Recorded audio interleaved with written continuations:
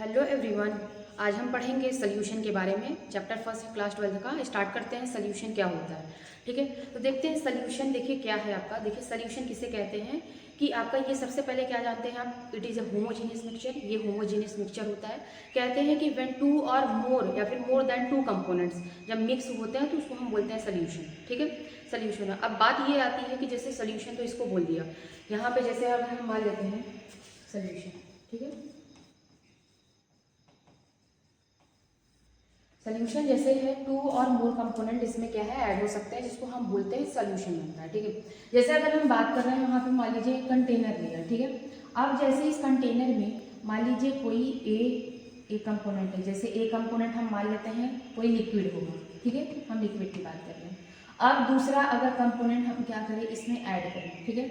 जैसे दूसरा कंपोनेंट हम मान लेते हैं ये आपका बी है, ठीक है। और ये बी क्या है, मान लीजिए सॉलिड, ठीक है। तो अब जैसे ये क्या है, ए इसमें ऑलरेडी था, अब भी हम इसमें क्या कर रहे हैं, मिक्स कर रहे हैं। तो ये क्या है, ऑलवेज हम क्या इसको ऑलवेज हम इसको बोल सकते हैं कि ये पूरा सोल्यूशन है। जरूरी है क्या, नहीं, ऐसी बात नहीं है। याद रखिएगा जब कोई एक कंपोनेंट जैसे बी कंपोनेंट मान लीजिए ये तो लिक्विड था, ये तो सॉलिड था, ठीक है, मिल रहा है, क्या हम इसको सोल्यूशन ही बोलेंगे, मिक्सचर नहीं हो सकता है। जैसे अगर हम बात करें, जैसे मान लीजिए यही है, इसी सॉलिड की जगह पे अगर मान लीजिए आप जैसे NaCl लिखें, ठीक है, NaCl लिया और ये लिक्विड का, ये तो डिजॉल्व हो गया, ये बन गया सॉल्यूशन।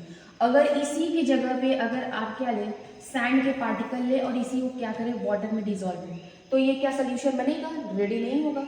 तो ये क्या होगा, इस तरीके का सोल्यूशन नहीं है। तो आप ये नहीं कह सकते कि अब जरूरी नहीं कि एक कंपोनेंट दूसरे लिक्विड में कोई दूसरा कंपोनेंट सॉलिड से पार्टिकल हम मिक्स करेंगे तो सॉल्यूशन ही बनेगा, ऐसा नहीं है, ठीक है। तो इसके लिए एक केस होता है, देखिए एक केस इसके लिए हम बता रहे हैं आपको, केस क्या हो सकता है, ठीक है, देखते हैं। देखिए इसका केस देखिए ये है कि सबसे बड़ी बात तो ये क्या होना चाहिए, आपको पता है कि सबसे बड़ी बात तो ये होना चाहिए, होमोजीनियस मिक्सचर होना चाहिए, ठीक है, होमोजीनियस मिक्सचर होना चाहिए, ठीक है। दूसरी बात ये है कि ये क्या होता है, दे कैन नॉट सेपरेट, ठीक है, they can not separate by physical method, by physical method. इसको फिजिकल मेथड से क्या करेंगे, सेपरेट नहीं कर सकते, ठीक है। अब जैसे फिजिकल मेथड से कैसे सेपरेट नहीं कर सकते, जैसे NaCl लिए या फिर ग्लूकोज का ही सोल्यूशन लिया, ठीक है, ग्लूकोज और वाटर में ऐड कर दिया। अब इसको फिजिकल मेथड से आप इसको सेपरेट नहीं कर सकते, जैसे फिल्ट्रेशन से नहीं कर सकते। फिजिकल मेथड जैसे हम बात कर रहे हैं फिल्ट्रेशन से, जैसे कोई छन्नी वाली चीजें हैं जैसे उससे आप ये सब चीजों से फिजिकल तरीके से आप क्या करते हैं, इसको सेपरेट नहीं कर सकते हो। इसका ये केस है। जैसे अब ये क्या होता है, depending upon depends on the number of component, ये कंपोनेंट्स पे भी डिपेंड करते हैं। कैसे, जैसे अब इसका हम आपको बता रहे हैं कैसे कंपोनेंट पे डिपेंड करते हैं। ये देखिए यहाँ पे, ठीक है, ये नंबर ऑफ कंपोनेंट सोल्यूशन पे कैसे डिपेंड करता है। जैसे ये सोल्यूशन है, ठीक है, ये क्या है, एक तरीके का सोल्यूशन है। अब ये नंबर ऑफ कंपोनेंट पे कैसे डिपेंड करता है, जैसे हम मान लीजिए यहाँ पे A और B कंपोनेंट मिलाया तो आपका सोल्यूशन रेडी हो गया। तो ऐसे भी हो सकता है, अगर A हमने बोला 2 और मोर कंपोनेंट भी हो सकता है, B और C मिलाया तो एक नया कंपोनेंट बने, क्या पता इसमें A B भी मिला रहे, C और D सब मिला रहे। तो इसी तरीके का सबका नाम दे दिया गया है नंबर ऑफ कंपोनेंट। जैसे बाइनरी भी होता है, ठीक है, बाइनरी जिसको बोलते हैं, और क्या होगा, टर्नरी होगा, और ये क्वार्टरनरी होगा। इसी तरीके से ये बोलते हैं, ये भी होता है, ठीक है। तो ये है आपका सोल्यूशन। अब जैसे कहा जाता है क्या होता है आपका, जो आपका क्या है लिक्विड, जो आपका सोल्यूशन है, जैसे कहते हैं कि अगर हम जो सोल्यूशन पढ़ेंगे, ठीक है, हम सोल्यूशन की जो बात कर रहे हैं, ठीक है, ये जो सोल्यूशन है ये तीनों फेसेस में होता है। जैसे सॉलिड सोल्यूशन भी होता है, लिक्विड सोल्यूशन भी होता है, गैसेस सोल्यूशन भी होता है, ठीक है। तो हमको जैसे इसमें पढ़ना है आपको लिक्विड सोल्यूशन, हम इसमें डिस्कशन करेंगे लिक्विड सोल्यूशन के बारे में, ठीक है, लिक्विड सोल्यूशन के बारे में। तो ये याद रखिएगा, जो लिक्विड सोल्यूशन अगर हम बात कर रहे हैं तो इसमें याद रखिएगा जो सॉल्वेंट होगा वो ऑलवेज क्या होगा, लिक्विड ही होगा। इसमें जो सॉल्वेंट होगा वो लिक्विड ही होगा। कैसे, अगर हम बात करें, जैसे इसकी बात कर रहे हैं, जैसे एग्जांपल लेके, जैसे मान लीजिए ऑक्सीजन है, ये क्या हो रहा है, डिजॉल्व हो रहा है वाटर में, ठीक है, ये हो गया। जैसे ये क्या है, गैस क्या हो रहा है, वाटर में डिजोल्व हो रहा है, तो ये गैस इज जैसे लिक्विड, यहाँ पे हम वाटर की बात करें तो ये लिक्विड सोल्यूशन की हम बात कर रहे हैं। जैसे अगर हम बात करें एथेनॉल, डिजोल्व इन क्या हो रहा है, वाटर में डिजोल्व हो रहा है। अब जैसे NaCl क्या है, डिजोल्व हो रहा है, तो ये जो केस हमने दिया है ये तीनों के लिए हो गया, ये हो गया गैस के लिए, ये हो गया लिक्विड के लिए, ये हो गया सॉलिड के लिए। तो ये तीनों के लिए एग्जाम्पल है कि इसमें हमने जो तीनों लिया है वाटर, ये यहाँ पे तीनों क्या वर्क कर रहा है, सॉल्वेंट का ही वर्क कर रहा है, सॉल्वेंट का काम कर रहा है, ठीक है। तो ये लिक्विड हम सोल्यूशन की बात कर रहे हैं, यहाँ पे गैसेस डिजोल्व हो रहा है वाटर में, एग्जाम्पल जैसे ऑक्सीजन हो गया डिजोल्व हो रहा है वाटर में, एथेनॉल हो गया ये लिक्विड है वाटर में डिजोल्व हो रहा है, और NaCl है क्या है, वाटर में डिजोल्व हो रहा है। अब बात देखिए ये आती है, जैसे अगर हम बात करें, कहते हैं इसकी पहचान, जैसे सॉल्यूट है, सॉल्वेंट है, हम किसको माने किसको नहीं माने। देखिए यहाँ पे अगर हम बात करें, जैसे अगर हम इसकी बात करें, यहाँ देखिए जैसे अगर हम बात करते हैं, कहते हैं कि जो सॉल्यूट है, ठीक है, ये जो सॉल्यूट है एंड क्या है, सॉल्वेंट है। जैसे अगर हम इसकी बात करते हैं तो कहते हैं कि क्या होता है, इसका लेस क्वांटिटी होता है, क्या होता है, लेस क्वांटिटी होता है, ठीक है, लेस क्वांटिटी में होता है। और ये क्या होता है आपका, लार्ज क्वांटिटी में होता है, ठीक है, लार्ज क्वांटिटी में होता है।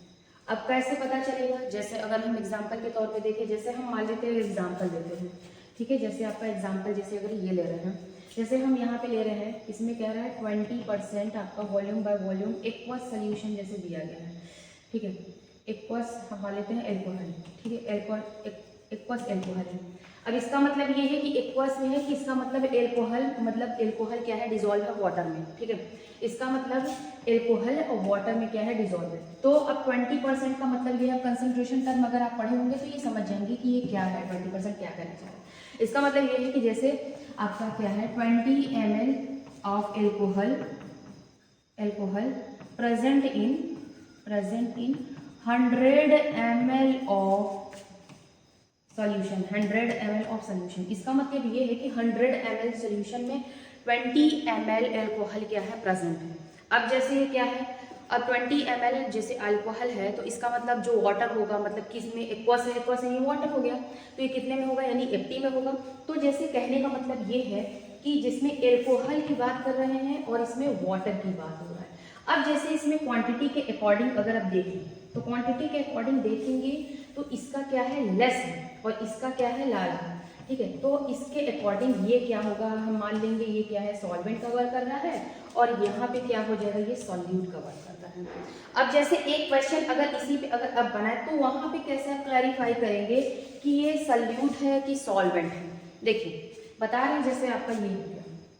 नेक्स्ट जैसे आपका ये यहाँ पे हम लिख रहे हैं, जैसे एक्वस मान लेते हैं, एक्वस लिए, ठीक है, एक्वस सल्फ्यूरिक एसिड हम बात करते हैं, ठीक है, एक्वस सल्फ्यूरिक एसिड, जैसे हम एक्वस सल्फ्यूरिक एसिड की बात कर रहे हैं। अब इसमें आपको पता है कि क्या है, सल्फ्यूरिक एसिड यानी H2SO4 भी है, और क्या है आपका वाटर भी है, ठीक है, सल्फ्यूरिक एसिड भी है और क्या है, वाटर भी है। तो अब देखिए यहाँ से आप क्या करेंगे, अब ये मान लीजिए यहाँ पे दिया गया है, ये क्या है, 98 ग्राम है, और ये आपका समझ लीजिए ये क्या है, 36 ग्राम है। अब इसमें बताना है कि सल्यूट सल्फ्यूरिक एसिड होगा कि सॉल्वेंट होगा, वाटर होगा सल्यूट की सॉल्वेंट होगा, आपको इसमें बताना है। अब इस कैसे बताएंगे, इसको देख के तो मास के अकॉर्डिंग तो आप नहीं बता सकते, मतलब ये क्वांटिटी देख लिया तो हम बता देंगे कि हाँ ये सल्फ्यूरिक एसिड इसमें जो है ये सॉल्वेंट है, और ये लेस क्वांटिटी में है तो यहाँ पे ये वाटर है। देखिए वहाँ यहाँ के लिए ये एप्लीकेबल नहीं है। इसका मतलब ये है कि जो सल्यूशन है वो डिपेंड करता है नंबर ऑफ मोल पे, नंबर ऑफ मोल। अब कैसे, जैसे यहाँ पे अगर इसका आप देखेंगे तो यहाँ पे जैसे ये क्या है, मास 98 है। अब H2SO4 का अगर आप मास निकालेंगे तो ये 98 आएगा, ये कट होगा, यानी N = 1 होगा, ठीक है, इसका 1 मोल। इसी तरीके से 36 ग्राम दिया है, अब वाटर का मॉलिक्यूलर मास निकालेंगे तो ये 18 आएगा। अब इसको कट करेंगे, यहाँ पे N की वैल्यू 2 आ जाएगी। तो अब यहाँ देख रहे हैं 2 मोल है और यहाँ पे 1 मोल है, इसका मतलब ये तो ज़्यादा है, मतलब ये क्या ज़्यादा है नंबर ऑफ मोल, तो इसका मतलब ये यहाँ पे जो H2O है ये यहाँ पे किसका वर्क कर रहा है, सॉल्वेंट का। मतलब फाइनली ये मिला के कहना है कि कि सॉल्वेंट मतलब क्या है, यहाँ पे वाटर है। कैसे पता चला कि नंबर ऑफ मोल जिसके ज़्यादा होंगे, हम यहाँ पे क्वांटिटी के अकॉर्डिंग इसको नहीं देख सकते हैं, ठीक है। मतलब क्या है, नंबर ऑफ मोल देखा जाता है। अब जैसे वो क्वेश्चन था उसके अकॉर्डिंग तो कर लिए, अब यहाँ पे क्या करना है, यहाँ पे नंबर ऑफ मोल देखना है। हर केसेस में नंबर ऑफ मोल ही देखना है कि किसमें क्या है। अगर जिसमें ज़्यादा रहेगा तो वो सॉल्वेंट का वर्क करेगा, ठीक है। जैसे एग्जांपल हम देते हैं, एक और देते हैं, मतलब ये क्या है, एक जगह ज़्यादा, एक जगह कम, एक जगह कम, एक जगह ज़्यादा और दोनों जगह बराबर, तीनों के केस में। अब इसमें आप बताइए कि सल्यूट कौन सा है और सॉल्वेंट कौन सा है। देखिए अगर इसमें हम बात करें, यहाँ पे 1 मोल ऑफ एथेनॉल है, अब यहाँ पे 10 मोल। अब ये बात करते हैं 10 मोल, ये ज़्यादा है, इसका मतलब ये क्या हो जाएगा, सॉल्वेंट, ठीक है। अब हम इसकी बात करेंगे तो ये क्या हो जाएगा आपका सल्यूट, ठीक है। यहाँ पे सल्यूट, अभी हमने बताया कि क्या होता है कि नंबर ऑफ मोल जिसके ज़्यादा रहते हैं वो क्या करता है, सॉल्वेंट का वर्क करता है, ठीक है। अब यहाँ पे क्या है, 10 मोल है, ये क्या होगा, सॉल्वेंट का वर्क करेगा। अब जैसे हम बात करते हैं इस केस में, देखेंगे यहाँ पे 10 है और यहाँ पे 1 मोल है, इसका मतलब ये कम है, ये ज़्यादा है, तो यहाँ पे जो एथेनॉल है, यहाँ एथेनॉल क्या करेगा, सॉल्वेंट का वर्क करेगा।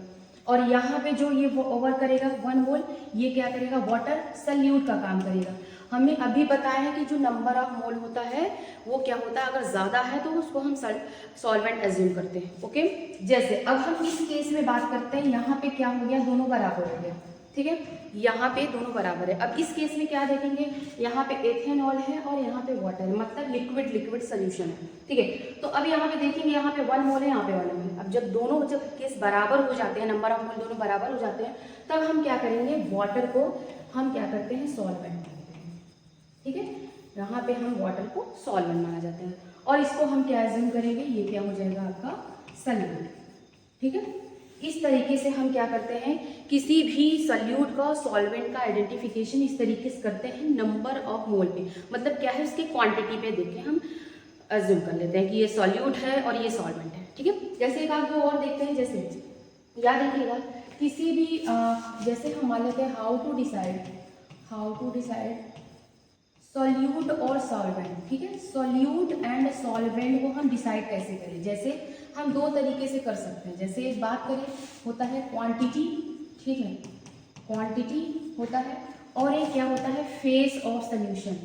फेस ऑफ सोल्यूशन, सोल्यूशन को फेस से हम डिसाइड कर सकते हैं। अब बात करते हैं कैसे सोल्यूशन के फेस पे कैसे डिसाइड करते हैं। जैसे क्वांटिटी की अभी हम बात करें, क्वांटिटी में जैसे क्या होगा, सल्यूट होगा और क्या होगा, सॉल्वेंट होगा। अब ये आप जानते हैं, सल्यूट क्या होगा, ये क्या होगा, लेस अमाउंट में होगा, तो आप समझ जाएंगे, और ये क्या होगा, लार्ज होगा, ठीक है। अब इसका फेस ऑफ सोल्यूशन कैसे देखेंगे, तो फेस ऑफ सोल्यूशन याद रखिएगा कि फेस ऑफ सोल्यूशन हम कैसे देखते हैं, तो फेस ऑफ सोल्यूशन होता है, phase of solution is equal to phase of solvent, phase of solvent. इसका मतलब जो फेसेस सॉल्वेंट के हैं वही फेसेस सोल्यूशन के होंगे, ये याद रखिएगा। जैसे अगर हम बात करें यहाँ पे, जैसे हम मान लेते हैं, यहाँ पे हम मान लेते हैं एग्जाम्पल के तौर पे, जैसे यहाँ पे हम देख लेते हैं आपका, जैसे हम यहाँ एज्यूम करते हैं, ये आपका सल्यूट हम यहाँ लिख रहे हैं और यहाँ पे हम लिख रहे हैं सॉल्वेंट लिख रहे हैं। जैसे हम यहाँ लिख दिए हैं सॉलिड हो गया और यहाँ पे आपका लिक्विड हो गया। अब जो सोल्यूशन रेडी होगा वो हम क्या मानेंगे, सॉलिड सॉल्यूशन मानेंगे कि लिक्विड सॉल्यूशन मानेंगे। तो याद रखिएगा, हम फेसेस ऑफ सोल्यूशन हम सॉल्वेंट के तौर पे डिसाइड करते हैं। अब जैसे यहाँ पे लिक्विड है तो हम इसको बोलेंगे क्या है, लिक्विड सोल्यूशन है। अब जैसे हम यहाँ पे लेते हैं सॉलिड और यहाँ ले लेते हैं गैस, तो हम बोलेंगे क्या है, गैस सोल्यूशन है, ठीक है। अब यहाँ पे जैसे लिक्विड है और यहाँ पे भी लिक्विड है, हम इसको बोलेंगे लिक्विड सोल्यूशन है। इसका मतलब फेसेस ऑफ सोल्यूशन हम फेसेस ऑफ सॉल्वेंट पे डिसाइड करते हैं। जितने फेसेस ऑफ सोल्यूशन वो होंगे जो फेसेस ऑफ सॉल्वेंट होते हैं, उसको हम बोलते हैं फेसेस ऑफ सोल्यूशन। इस तरीके से आइडेंटिफाई किया जाता है। अब जैसे अगर यही बोला जाए आपको, जैसे जो सोल्यूशन है इसके कितने टाइप्स आप कर सकते हैं, जैसे हम मान लेते हैं सॉलिड हो गया, लिक्विड हो गया, गैस हो गया, ये जानते हैं।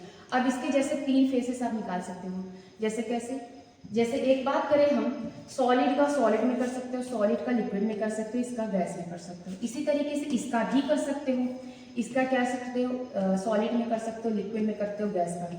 इसका भी इसी तरीके से कर सकते हो, सॉलिड का कर सकते हो, लिक्विड का कर सकते हो, गैस का। इसका मतलब फाइनली मिला करके कहना है कि सोल्यूशन इसमें क्या है, 9 टाइप के सोल्यूशन आप सॉलिड सॉलिड हो गया, सॉलिड लिक्विड, सॉलिड गैस हो गया, liquid liquid, liquid solid, liquid gas, और गैस हो गया, गैस सॉलिड, गैस लिक्विड, इसी तरीके से आप बना सकते हो। तो ये इतने सोल्यूशन होते हैं आपके, 9 टाइप्स के आप बना सकते हो। अब जैसे वो था वो नंबर ऑफ जैसे कंपोनेंट कितने हैं, बाइनरी हो गया, टर्नरी हो गया, क्वार्टनरी हो गया, ये तो डिसाइड करते हैं, ठीक है।